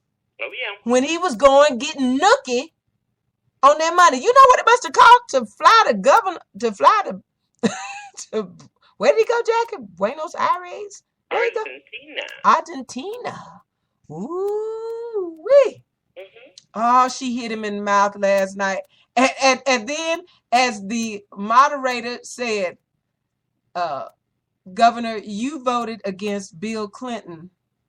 You voted to impeach Bill Clinton. Y'all remember when Bill Clinton got some head? Yeah. They wanted him out of there. Oh, yes. Best president we ever had. They wanted him out of there. And the commentator asked him, would you still vote that way against? Let me answer that with a question. Would you hold against Bill Clinton? Oh, yeah. Everything he did for the mistakes he made for the rest of his life? No, we ain't gonna hold it against him. Well, and we ain't gonna hold it against you either. We just ain't gonna vote for your ass. Oh, exactly. Exactly correct. But the other thing too, Bren, that's really great about this whole Mark Sanford thing is that this Democratic woman, excuse me, you guys. Yes. This Democratic woman is 10 points ahead of Mark Sanford in a heavily Republican district. I don't think they've had a Democrat hold that seat in 30 years, I think they said, Jackie. Exactly. And she is whooping the pants off of him. So far behind her is because Republican women detest his ass. What you said, Jackie? You are up, and Stephen Colbert is not making it any better. Oh, no. Because he and Jon Stewart are so dadburn popular. Yes. He is in this thing raising money for his sister, but I don't even think that's it. Jackie, you hit it on the head. No. Republican women detest his lying, cheating ass. Republican women are giving money to the Democrat. To Ms. Colbert. Yes. Oh, I love it. I love it. They do not want to see his ass. And not only that, some of these preachers in South Carolina are preaching against Mark Sanford in the pulpit. Oh, yeah. Even though they got their hoe on the side, they got to stand up against him. Yeah, so Mark Sanford, he has a lot going against him. Jackie, what made him think that he could win? Because he come out here and tell us he's sorry and then go and sneak in his wife's house and get his ass caught by his wife. Well, Brenda, Joy of the Griot said Mark Sanford is just stupid. He's just stupid. Oh, he's in love. He's just in love. And look. And then the other thing too that hurt him is when he won the primary that night, he had his hoe up on stage with him. Yeah, he did. And I'm gonna make my prediction here. Jackie and I are political psychics. But we gonna move just a little bit to the right on this political psychic thing. And I say that she ain't gonna be with him long. Oh, I don't think so. Cause her marrying his ass, that's like dragging around a ball and chain. Brenda, listen. Don't nobody trust this man. Don't nobody like his ass. No. Those other two Republicans that he was running with to get running against to get himself in the position to face Colbert Bush, they must have been some real screw-ups. Well, no, Brenda, the thing about politics that it's important for you and everyone to remember is that name recognition is more than half the battle. And if you have a famous name, even an infamous name, like Mark Sanford does, that is more than half the battle. You're somebody that people know and are familiar with. These And other guys people don't know. And the Republican brand right now, Jackie, they just, I couldn't be a part of the party because you got these fools standing up for them. And y'all, okay, we got to move on. But Jill, may I pretend to be an Australian, Jackie? Just come on, let me one time. It's been a long time. Just go ahead, please. She cannot stand. You're not very good at it. Please forgive her, Jillian, but go ahead, sweetheart. She can't stand to hear me try to pretend to speak in Jillian's Australian tongue.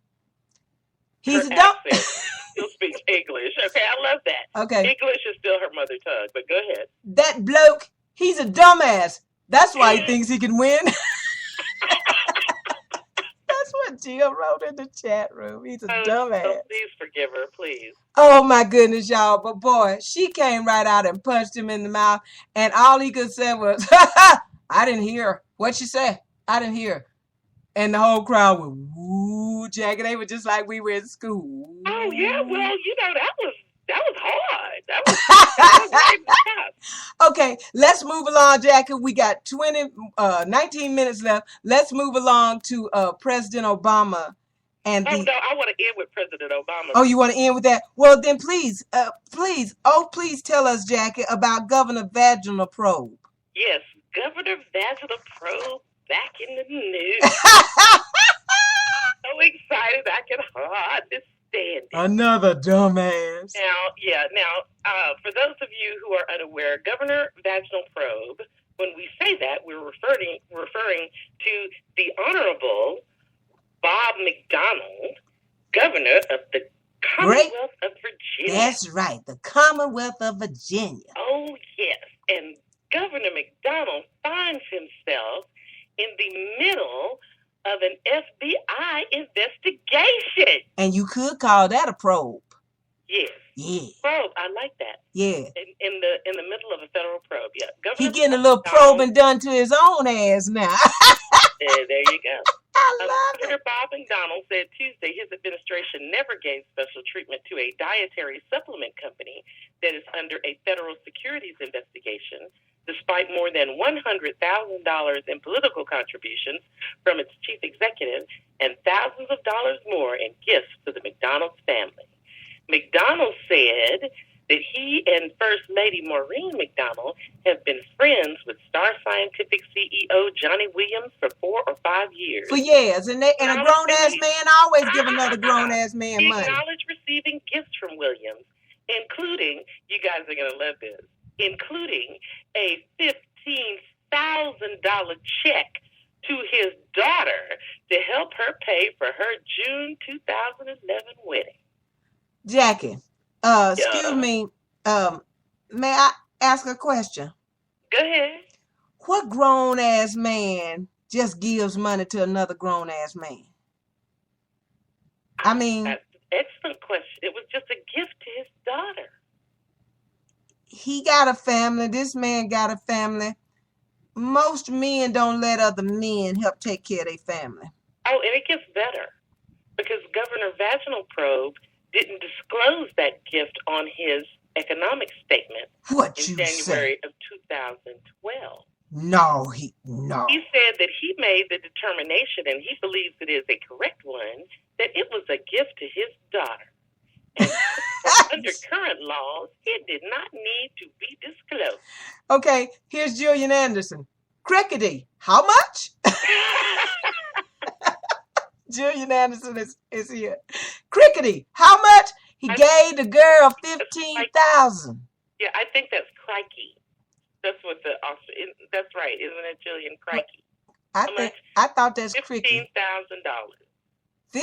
$15,000. He just wanted to help the hey, it's his daughter's wedding. Absolutely. Hey, Jackie, that's like what the mobsters give, ain't it? I don't know, B. But yeah. So it's going to be interesting to see how this shakes out. But this has just become public knowledge today. And Jill says that you are right, Jackie. The correct pronunciation. What did you say it is? Crikey. Crikey. Mm-hmm. Another word for Jiminy Crickets. How much? Or it can also be translated as "holy shit."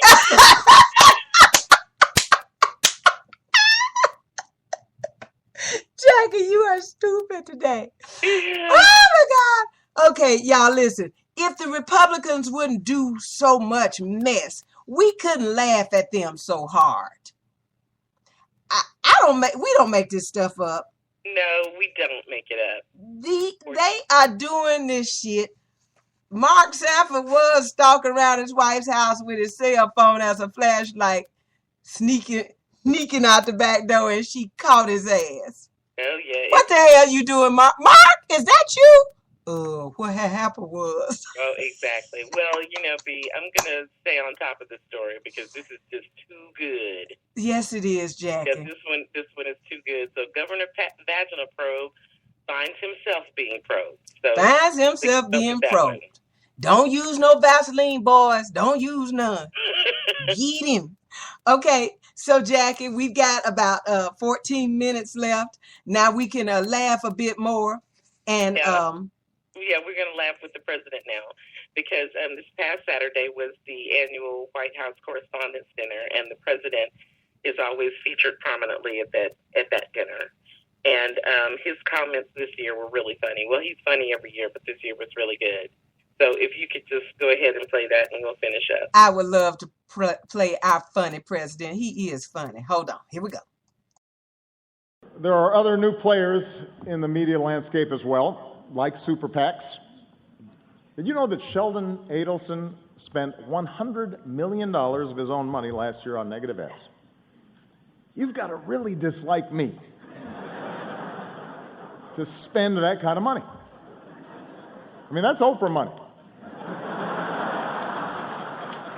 You could buy an island and call it Nobama for that kind of money. Sheldon would have been better off offering me $100 million to drop out of the race.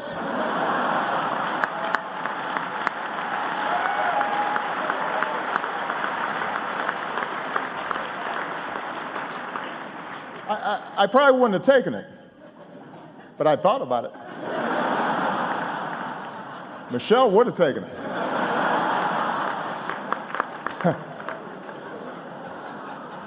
You think I'm joking?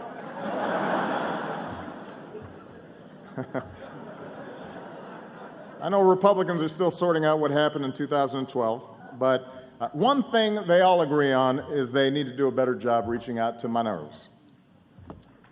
And look, call me self-centered, but I can think of one minority they could start with. Hello?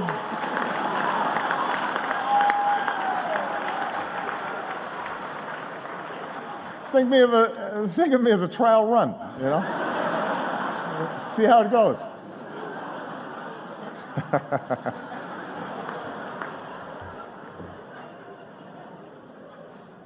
If they won't come to me, I will come to them. Recently, I had dinner. It's been well publicized. I had dinner with a number of the Republican senators. And I'll admit it wasn't easy. I proposed a toast. It died in committee.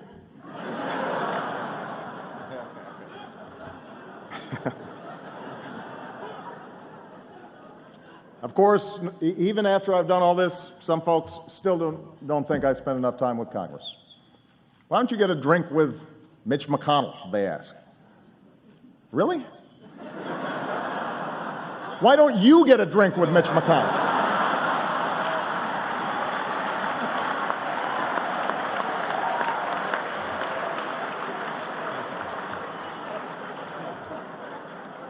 I'm sorry, I get frustrated sometimes.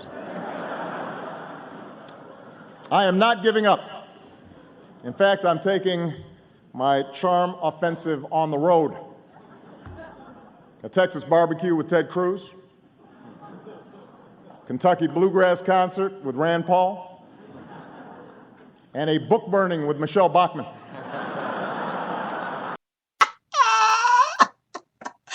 Our president is wonderful. Oh, yeah. Yeah, we know Michelle Bachmann burning books because she sure ain't reading them. Yeah, that's a good one. That Mitch is off the chain, stupid. Mm-hmm. Oh my goodness, Jackie. Yeah. Jackie, he got him so good. About Mitch McConnell is, I just wanted to add one little thing about Mitch McConnell.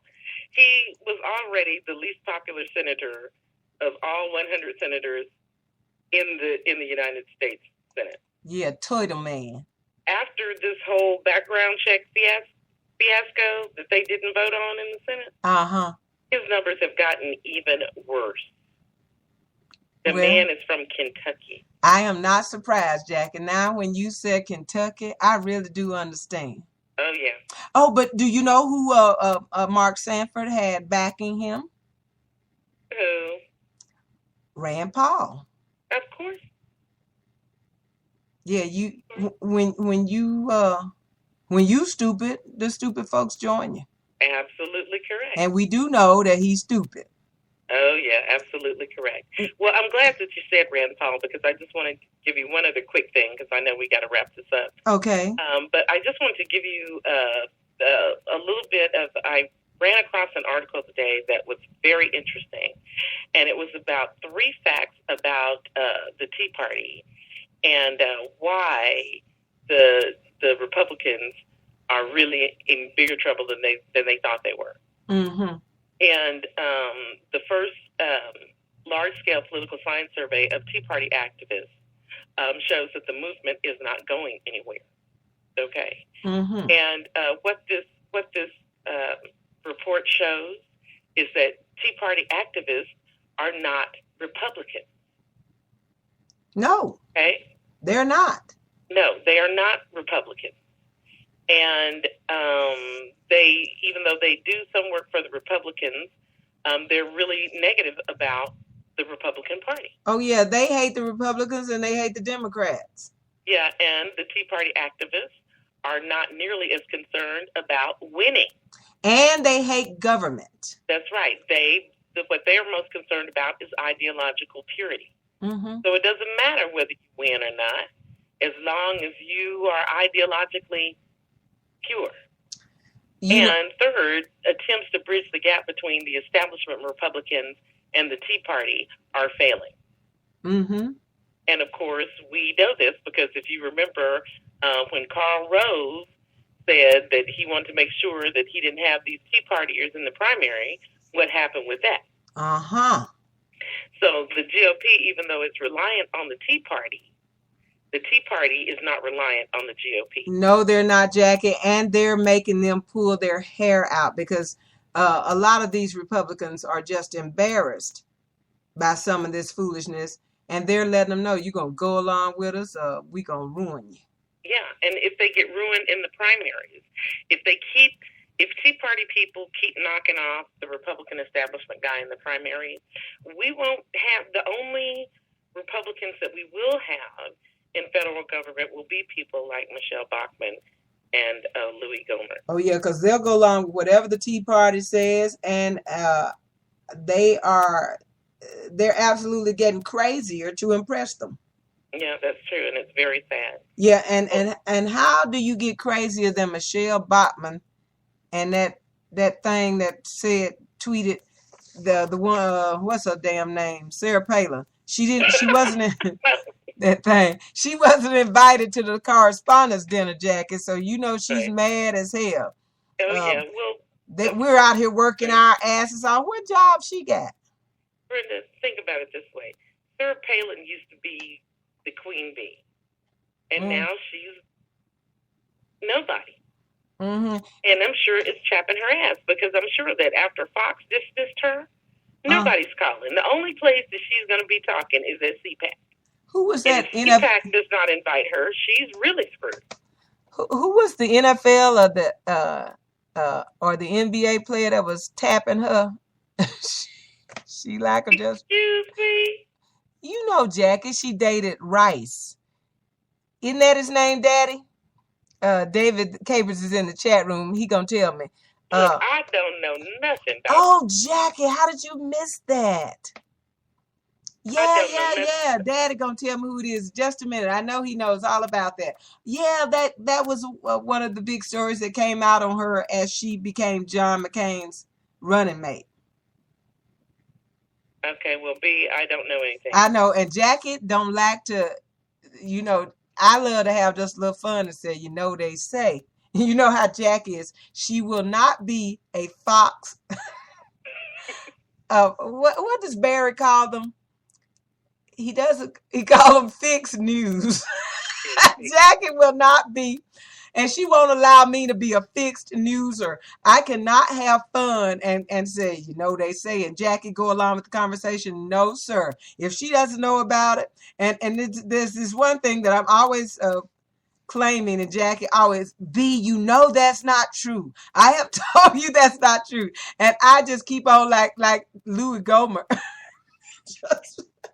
just making up shit. Speaking of things that aren't true, I did have a couple of corrections to make to last week's show. Uh-huh. And the first one is that I misidentified OSHA when I was talking about it. Yes. About the explosion in Texas.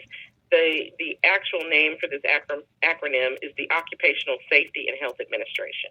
Okay. Okay. And the next thing is that you were talking about Timothy McVeigh and the Murrah building bombing. Yes. And I just wanted to say that happened during the Clinton administration, not during the Bush administration. Yes, it did. But anyway, I just wanted to make those two corrections because we do try and be accurate. Okay, so anyway, that's it. That's it. Man, we hate to go. We've had such a great time with y'all today. And this chat room absolutely is crazy. And Glenn Rice was his name. Daddy, was he NFL or NBA? Dave went and researched it for me. But yeah, she used to date this black guy, Glenn Rice, and Sarah Palin dated Glenn Rice. Yeah, oh, I gotta tell my husband that because he hates Glenn Rice. Yeah, they were a couple. Who did Glenn? Was he basketball or football, Jackie? Basketball. Yes. Glenn Rice, the NBA player. Yeah. So, y'all, we have had such a good time. We want you to join us here every Tuesday night for Let's Talk About It. I am the wild and wonderful Brenda White. And helping me to talk about it and always helping me to keep you informed is the uppity and well-read Jacqueline Lambert, a.k.a. Miss Uppity Speaks. Let's get ready to get on that wild train ride with Dave the Ray Capers. Stick and stay right here at Spreaker.com. We appreciate you joining us so much. We'll see you next Tuesday night. Oh, and don't forget, tomorrow night, I don't cuss. It's Words of Inspiration and Prayer from 8 o'clock until 10 p.m. Eastern Time. Y'all have a good time. We had a ball. Then when Jackie say goodbye. Goodbye, Jackie. The only thing that separates us is what we've been taught to believe. But don't you be deceived. Oh yeah, we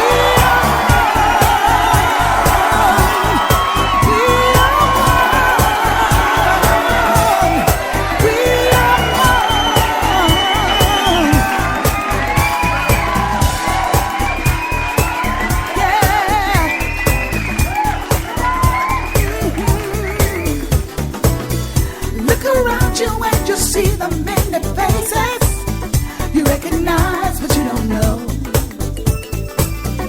There's a deeper love inside that finds us, and it's everywhere you go. You see it in the eyes, feel it in the touch of a stranger's hand, in the voices of the children, in a language that we all understand.